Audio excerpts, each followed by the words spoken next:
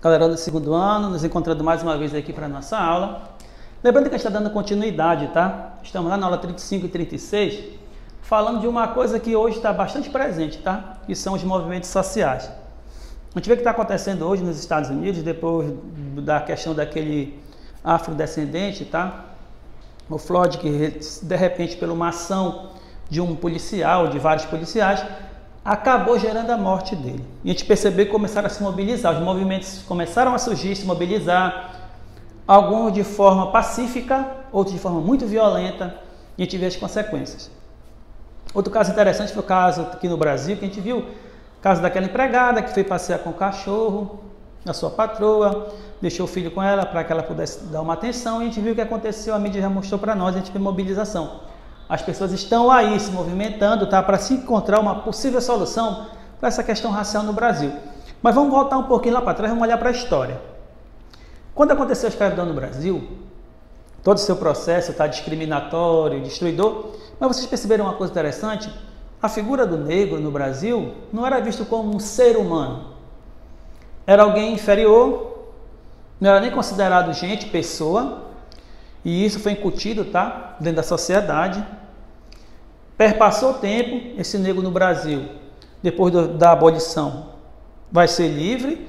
Agora o problema maior foi o quê? Quando a escravidão acaba, para onde é que eles foram?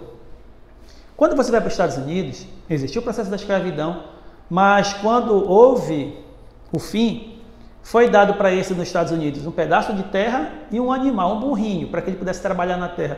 No Brasil foi o contrário. Se vira, dá teu jeito, acabou, não tem como te manter aqui. Então a gente percebe o diferencial, mesmo escravidão, mas o ponto de vista converge para uma outra realidade. E a gente vê no Brasil, ao longo do tempo da história, foi sempre assim. A figura do negro no Brasil sempre foi visto como alguém, tá, inferior. Como alguém que tinha um conhecimento inferior, que não tinha capacidades. Era alguém que não tinha alma. É preocupante quando você lidar com isso daí. E esses movimentos sociais que estão no Brasil hoje, principalmente lutando, tá, pela figura do afrodescendente, pela figura do negro no Brasil, até as expressões negras é interessante porque, olha só, você tem ovelha negra, você tem lista negra. Vocês percebem que isso são conexões negativas para a figura do nosso irmão africano? Observem só. Se você for na África, ninguém é chamado lá de negro. É difícil você ver, são chamados de pretos mesmo. Só que no Brasil, se você chamar alguém de preto, você pode ir preso. É questão racial. Mas lá na África é diferente, porque eles assumem, eles amam a sua cor de pele. E nós podemos ter a cor da pele mais clara, mas não quer dizer que a gente não tenha o sangue, porque nossas raízes estão também aí, estão inseridas nessa realidade. Então, quando esses movimentos sociais surgem, é para chamar a nossa atenção para isso, para que a gente possa dar uma olhadinha em como é que eu estou pensando. Porque imagina a maneira como as pessoas falam, as brincadeiras que se tem, as piadas que a gente observa, em relação não só à figura do afrodescendente no Brasil, não, mas também do indígena, dos homossexuais, são várias coisas que surgem. Então, as pessoas se mobilizam para que as pessoas possam se conscientizar até que ponto você não está fazendo isso daí, perpassar a história e continuar do mesmo jeito que era antes. Nosso papel aí é tentar, olhando para os nossos movimentos sociais, é encontrar uma solução, uma forma para uma resposta definitiva para que isso possa terminar. Porque a gente percebe que existe uma grande questão histórica dentro disso daí. E isso vai mudando gradativamente, mas o nosso papel, e olhando para os movimentos sociais, é esse. É a partir daí, me conectando, entendendo o que eles desejam, o que eles preferem, para que esses movimentos sociais a gente tenha uma possibilidade de entender qual é o papel que ele tem dentro da sociedade, porque tem uma grande contribuição. E as contribuições a gente vê todos os dias acontecendo. Nosso papel é a partir daí é tentar entender até que ponto, tá? Essas ações coletivas de caráter sociopolítico e cultural que viabilizam distintas formas da população se organizar e expressar suas demandas. Muitas pessoas querem seu lugar ao sol, mas pela sua situação econômica, religiosa, sexual, ela sofre muitas consequências e é desafiador para ela, porque às vezes ela procura alguém que possa auxiliar, dar uma orientação, ela não encontra. Então, quando o movimento surge, tem esse intuito de fazer com que a voz daquele que é calada, que é abafada, que não é manifestada, ela possa aparecer dentro da sociedade. A sociedade precisa observar que existem pessoas ali que precisam ser escutadas, ouvidas, percebidas. Na atualidade, os principais movimentos sociais atuam por meio das redes sociais, locais, regionais, nacionais e internacionais, e utilizam-se muito dos novos meios de comunicação e informação como a internet. Então a gente percebe hoje a internet, esse grande instrumento que a gente está usando até para nossas aulas, é um grande instrumento que a gente tem para tentar mudar conceitos e ideias que perpassaram ao longo do tempo, ideologias que fizeram com que as pessoas, por causa de suas opções, da cor da sua pele, foram inferiorizadas. Nosso papel aí, olhando para os movimentos, é tentar observar que essa voz precisa ser ouvida, precisa ser escutada, para que a gente possa, dentro da sociedade, conviver até melhor. Porque é complicado. Quando a gente começa a observar isso daí, que a pessoa não tem a sua voz, ela é calada, por causa da questão econômica, social, política, religiosa, sexual, ela é calada. Uma coisa que eu faço memória para nós aqui, em relação para quem convive no Maranhão, é a questão da violência para com a mulher. Feminicídio aqui no Maranhão é grande. Então vamos olhar na história, por que isso acontece? Aí está o papel do movimento social, é despertar nas pessoas uma nova conscientização em relação que a mulher tem um papel a contribuir na sociedade, ela não é inferior, ela precisa encontrar o seu papel, precisa ser respeitada, a mulher precisa ser respeitada em todos os seus segmentos. E aí está o papel do movimento social, porque se não existisse o movimento social, ia continuar na mesmice que a gente vê, da violência para com a mulher, desses feminicídios, porque a gente não vê uma resposta. Então as pessoas se indignam com tudo isso daí, tem uma possibilidade de usar o movimento para que as pessoas despertem para essa realidade.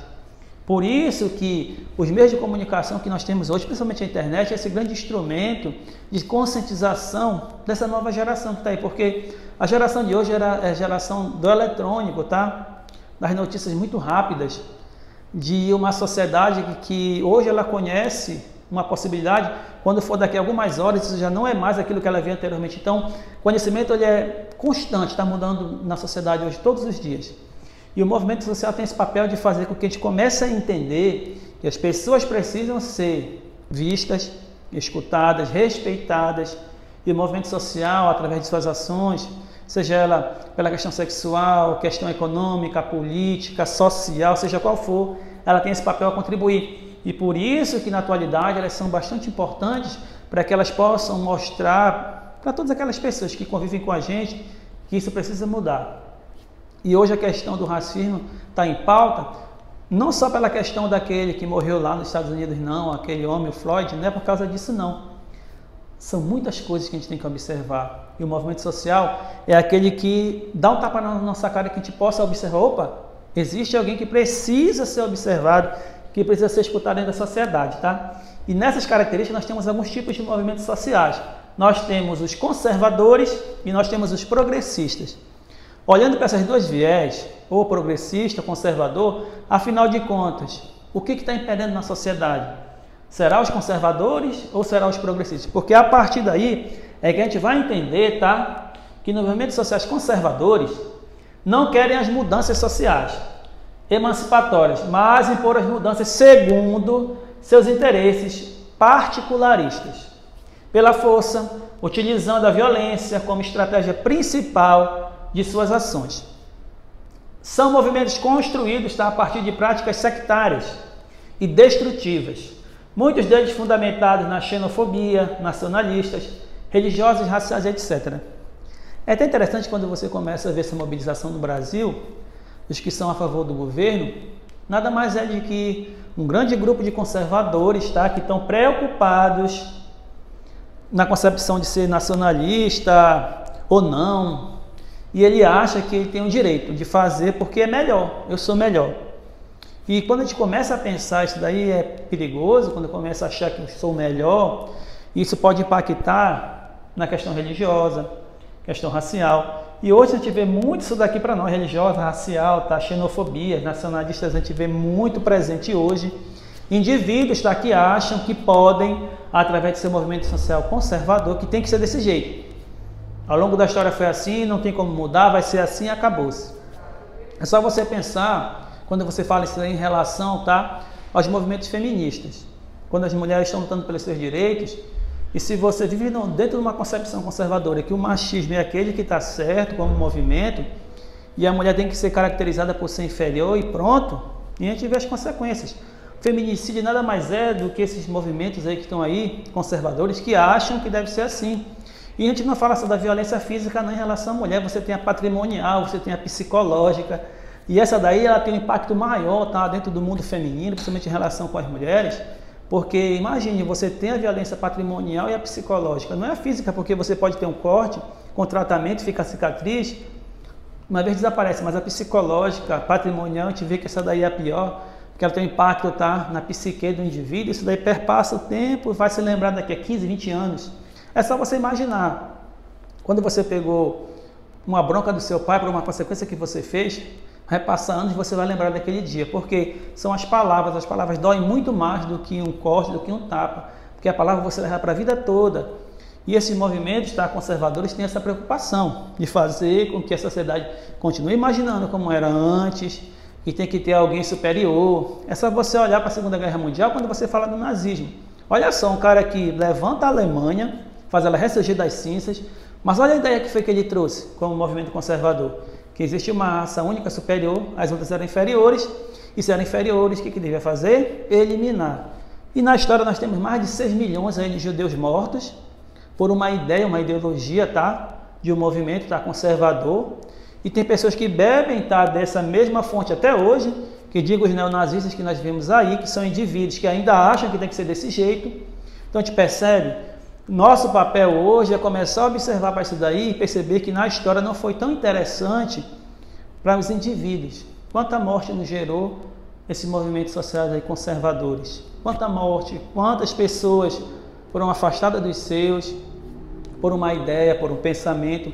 Então, movimentos sociais conservadores, xenofobia nós vemos até hoje, nacionalistas que a gente vê até hoje, questão religiosa, uma religião hegemônica e racial, e daí se segue, a gente vê muito presente. Então, nosso papel hoje é tentar fazer com que isso possa mudar. E quando a gente começa a olhar que existe uma possibilidade de um movimento social progressista, ele atua, tá, nas redes segundo uma agenda emancipatória, realizam diagnósticos sobre a realidade social e constrói propostas, articulam ações coletivas que agem como resistência à exclusão e lutam pela inclusão social, redes de sociabilidade, laços familiares, amizade, locais, virtuais, temáticas específicas de gêneros, socioculturas, e daí se segue. Dentro desse movimento a gente vê que as pessoas estão procurando que aqueles que ao longo do tempo não foram percebidos ou escutados, então ele surge para fazer com que a sua voz apareça na sociedade, para que ele perceba que tem que ter a sua visibilidade. E a questão racial, esses movimentos eles mostram durante ao longo do tempo, para que as pessoas observem, olha, ele precisa ser observado, precisa ser escutado. Eu não tenho que continuar a fazer com que as mesmas coisas que aconteciam antes, nos dias de hoje. Então você pode observar as piadas que se tem, as brincadeiras que se tem. Quando se fala, principalmente na questão racial, ó, você não fala da ovelha negra, quem é a ovelha negra? É quem é ruim. Quando você fala buraco negro, por que não podia ser buraco branco? Por que não devia ser ovelha branca? A gente percebe que a gente perpassa isso daí vai incutido na cabeça.